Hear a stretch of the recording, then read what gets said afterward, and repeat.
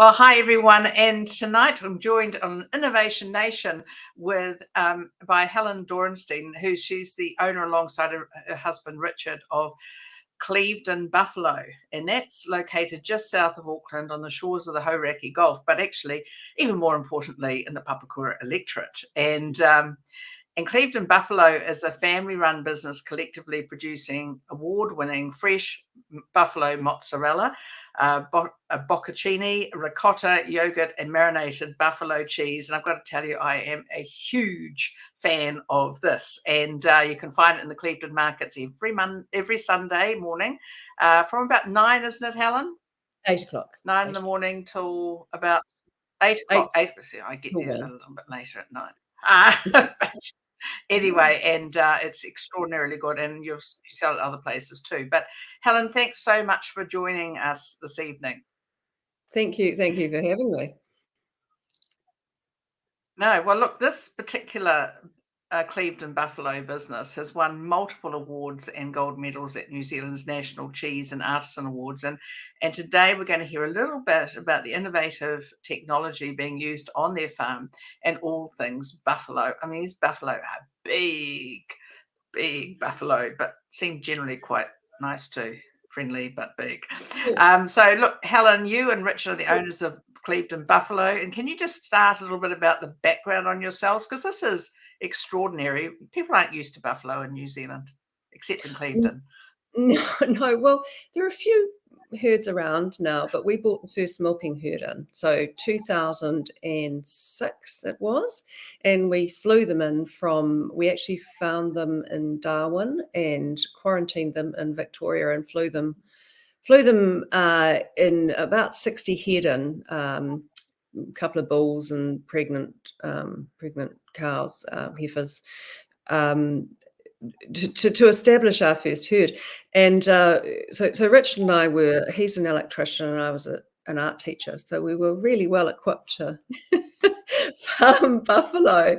It was like the Wild West for a while, and we were on a very steep learning curve, but we wanted that milk because it's so extraordinary, and you couldn't get it, so we had to bring it in. So we had to actually write protocol to bring them in, and there were, we thought we had it sussed when we had these buffalo on the ground, but actually there was so much to learn. We had to alter the shed.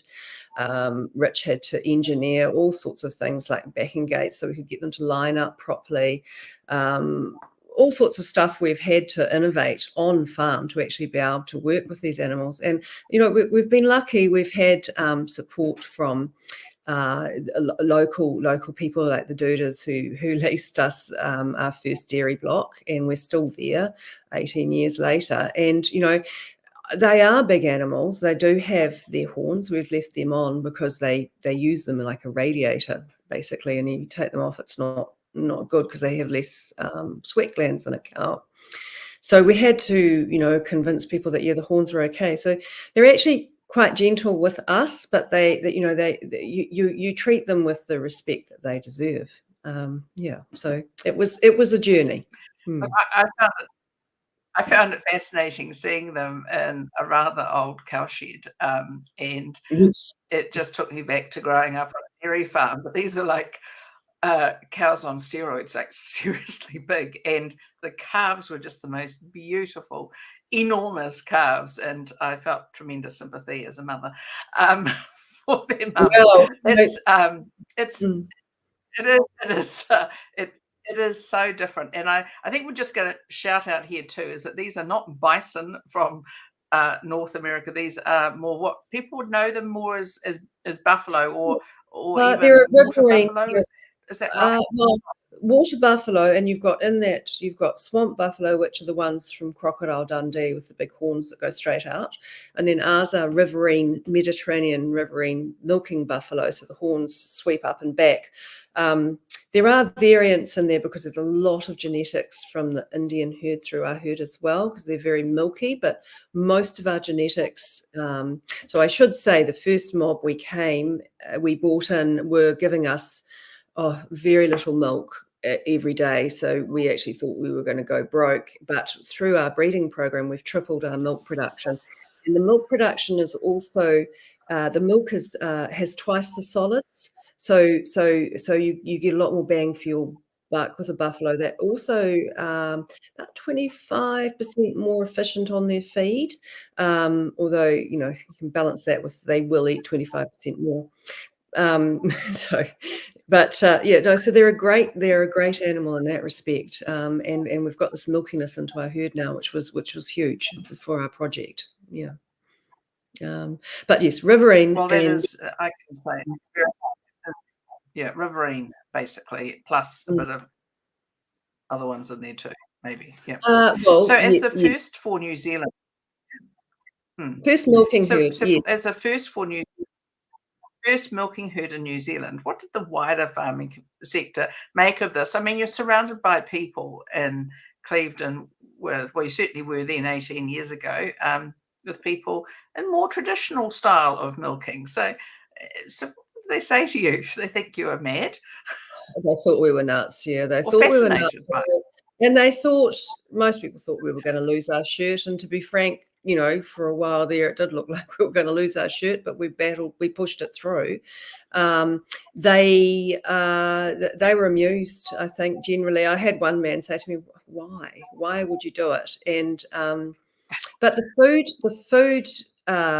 foodies got excited, the chefs got excited, so there was a lot of support from that angle, and slowly but surely we got our recipes right, we got our cheese out there, we started to win awards, we ran the farmers market as well, so we had it there, and we slowly built our little business into something that's maybe not nationally known, but there are a lot of people that do eat our cheese regularly, and we sell to a lot of restaurants as well, which is really lovely.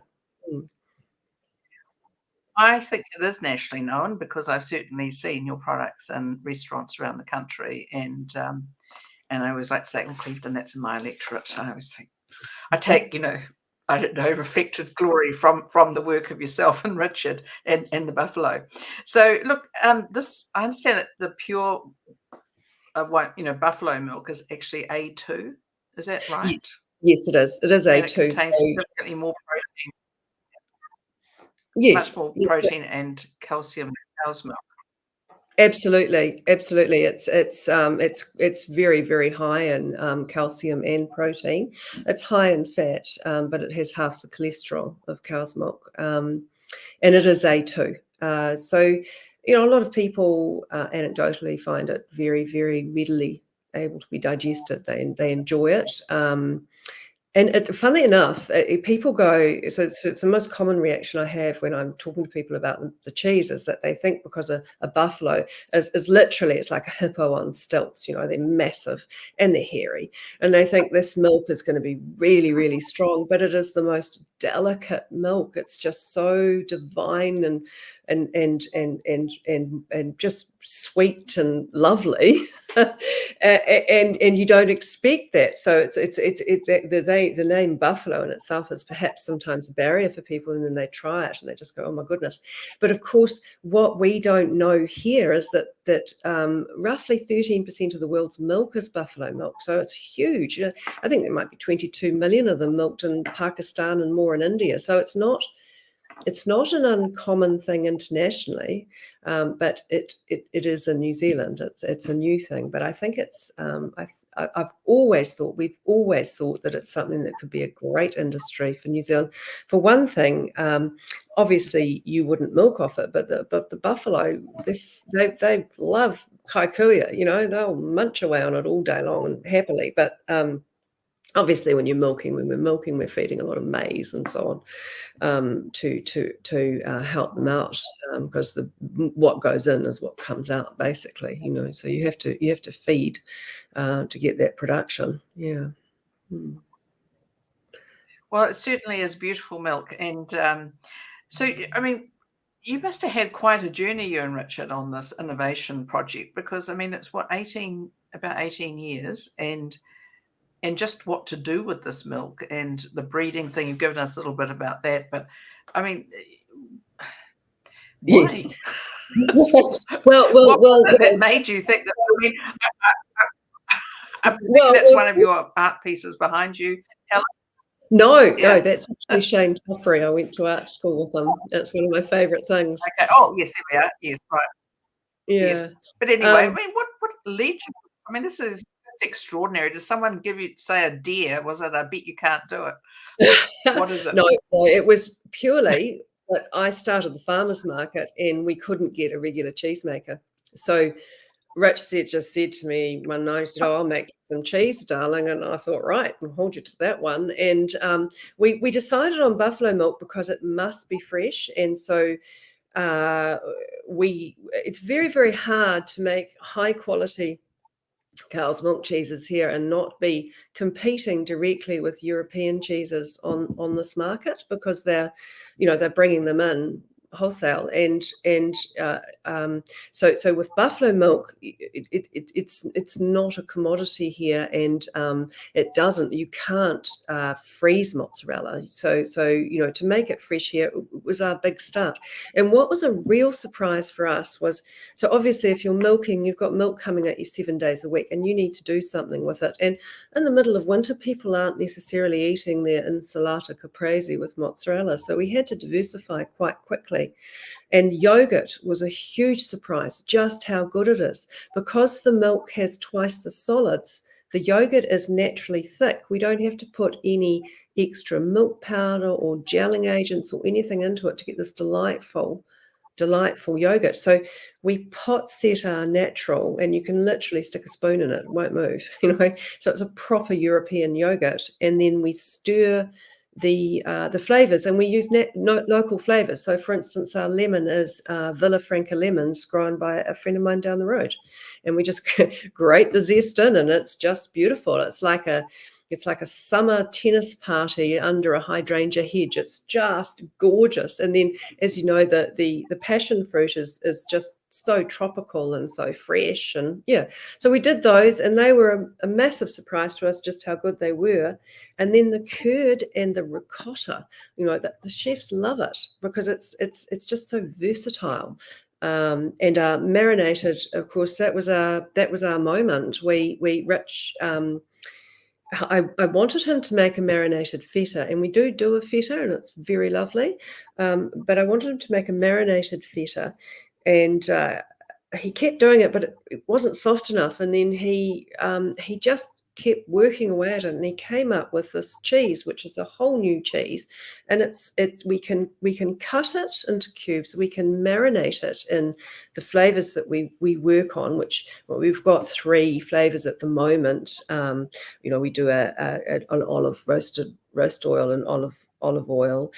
We do a lime and avocado oil, and we do a spiced orange one. And they're just delightful, because you can whip them out and spread them on a cracker or a piece of a vegetable or something, or you can put them through a salad or through roast vegetables or something, and they're just lovely. They're light and very, very tasty indeed. So that was our moment. And when we did that, sorry, or So, when we did and that, is this marinated? Is that done elsewhere with these buffalo no, cheeses, or is it this is just our cheese. something you? We invented this cheese. This is our cheese, and we're quite excited about it because it's marinated. It has extended our shelf life, because most of our cheeses are very, very fresh. So this has extended our shelf life. So for us, the exciting thing for us going forward is to look at exporting again. We have exported in the past, but not easily, because mozzarella sits in brine. So you're effectively, wherever you send it, you're flying water. That's expensive. But the marinated has the longer shelf life. So we're quite excited about where we'll be able to send, what markets we will be able to send that to in the world. It's a project at the moment that we're working on. Yeah. And you've got some marinated one with some chili, which I've been working on at the moment, by the way. Yeah, that's quite nice. And I mean, yeah, it's lovely on some toast, and basically there's your lunch with a bit of green veg. So I mean, excellent. That's your invention, which I think is great. So even though neither you nor Rich had background in dairying or producing food, clearly the electrical mindset was all about getting solutions on things, and you're the person who can see the whole marketing side. I think you could probably see, Yeah. wonderful marketing products actually, by the way, which are branding, which I think is you. Is that right? Well, we Pretty work much. with people, You're the but one who does the yes, brand. I do. I've done all Yeah, the that's marketing. very, I've very good. knocked on a lot of restaurant doors, and Yeah. fairly terrifying moments in the early days, meeting people like Peter Gordon, who was absolutely lovely to me, and went to Antoine's and met Tony Astle there, and Yeah. and Tony and Astor. I was Yeah. terrified because someone told me that, he was quite formidable, but he was absolutely lovely to us. And, when we started, he He's a he lovely bought a guy. kilo, Yeah. he bought a kilo of our cheese every week from us, and I'm not even sure he was using it, but he was so kind, and I think that's I'm very sure he was. Kiwi. Yeah. Well, it's very Kiwi for Yeah. people to look at a young couple, on which we were then. I mean, I just thought I was old at the time, but I wasn't. Still Look young. at a young couple and go, or a young people doing business and go, let's give this a nudge. Let's help them out. Yeah. Mm. So that was It is delightful. wonderful, isn't it? And I can tell you, Helen, they wouldn't have continued to do it if you weren't producing exactly what they wanted. So, and Oh they could yeah. sell it. So, I mean, after all, they're in business. So, um, could we just like talk a little bit about the? Can you say anything about these innovative techniques that you can use, or is that all very copyright or very secret? We don't want to talk about Well, the recipes, of course, we keep pretty close to our hearts, but secret. Richard's Yep. he's built a lot of machinery. We've built a lot of machinery. So we're outgrowing our factory. So that's our next step, is to build a new factory. But he has built basically everything with the help of, some mates in the sheet metal business and so on that have done because your dairy welds, of course, have to be absolutely perfect. And it's tricky. It's not an easy process to do. But because he was actually an industrial electrician and fairly clued up, we managed to build our own factory. No, a lot cheaper than you generally would. We got consultants in, of course, and we had someone to write all our food safety documents and so on. So there was quite a bit of investment, but we also had huge savings because of his ability to do the tech. And with that marinated cheese, he's invented the machine that will, he actually built the machine that cuts it and gets it into the jar, and so that just little things like that, which anything mechanized like that, if you try and buy it off the shelf, it's you might as well, you're looking at a Ferrari. It's not cheap. Yeah. So we've had to build that stuff ourselves, and we have. Yeah, we've had hilarious times, like going out to West Auckland to buy old wine vats to have them fixed up for a milk tanker and stuff like that. Just silly stuff, all over the place. But it's all been good fun. But I think the farming side of it too has been just fabulous. Like we're really proud of our composting barn. So we built that a couple of years ago, and it's a thing. Like you go in there, you creep down to the farm at night, and you look in there, and there's just all these buffalo just packed in, because it's about a meter of sawdust, and it's composting 30 centimeters down, and it's warm. So in winter, those buffalo, they're just all in there, off the paddocks, which is what we want because they're heavy. And then that compost goes back on the farm. So that being able to do those sorts of things is really exciting. And like we're always looking at things like, we've visited farms in Italy where they use biogas systems, and one day we'd love to do that. You use a biogas system to power your factory and power your shed, and then you've got solar and whatever else, so that you've got this amazing cyclical system. That sort of thing excites me. And farming, it's really hard, and we've had the challenges with weather, but it's such a fine thing to do. Like if you're out there first thing in the morning, it's just gorgeous. I can't, it's a beautiful, beautiful place to be, is on the farm first thing in the morning. Yeah. Mm. Yeah. There's nothing like having your gumboots on, is there, Helen? And I get exactly what you mean. Just Yeah. wonderful animals, and well, and there they are out doing their best every day to help you do yours.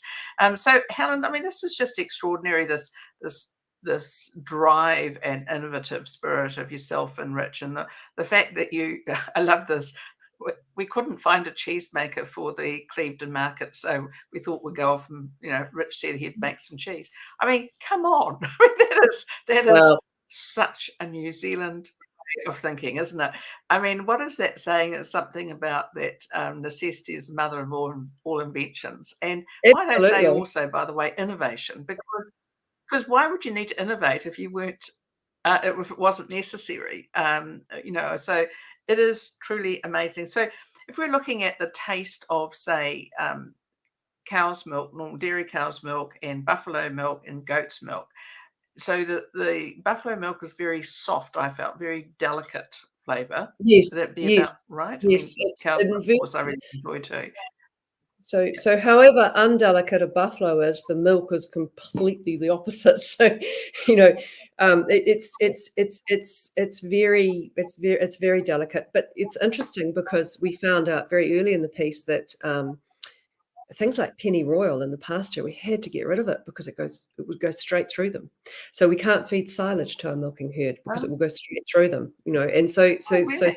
yes, we have to be very careful what they eat, and so we actually we feed a bit of lucerne, maize, and grass, baleage basically, and grass, pasture, and that's the mix.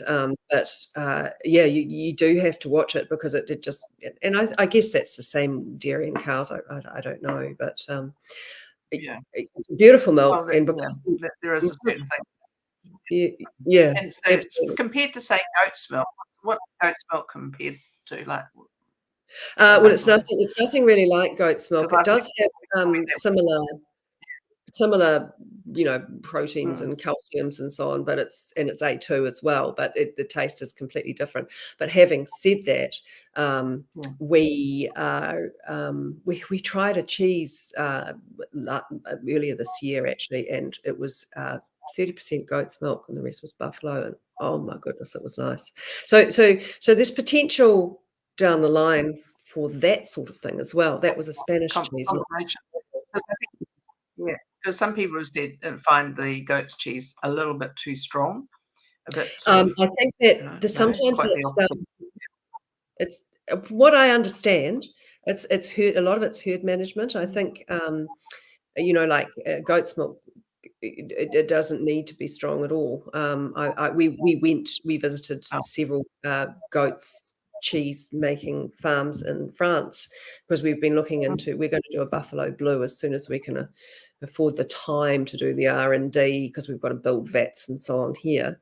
But that's the last key piece in our puzzle is a rocking blue, and rich being rich, it'll be good, But so we well, let me went know there. when it's up, don't you? Yeah. Sorry, what's that? I like all things blue. Let me Yes. know when it's ready. I'm happy to Well, try it. that's Don't something mind that, me. yeah, it's a love to do project, and it will happen. But we have to, as I said, build a factory, and you've got to build another factory for blue. And we've started that because it's got to be separate from your other operation, or you get blue cheese through your yogurts, which is not particularly nice. But Yeah. yeah, so I've tried a Yeah. lot of goat's milk in France, and it was gorgeous. And I've tried it here, and it's gorgeous. So I just think it just comes down to, as I understand it, and I could be wrong because I'm not a goat farmer. It's herd management and so on, and how your milk's tasting, and probably seasonal. Like our Wow. milk, we have to adjust our milk, seasonally. Especially spring milk, really rich and so on. But because we carve all year, we tend to keep it kind of even. Yeah. Mm. Yeah. That takes a lot of herd management too, carving all year. Oh, But anyway, you've got to absolutely. have it for your supply, I suppose. Yeah.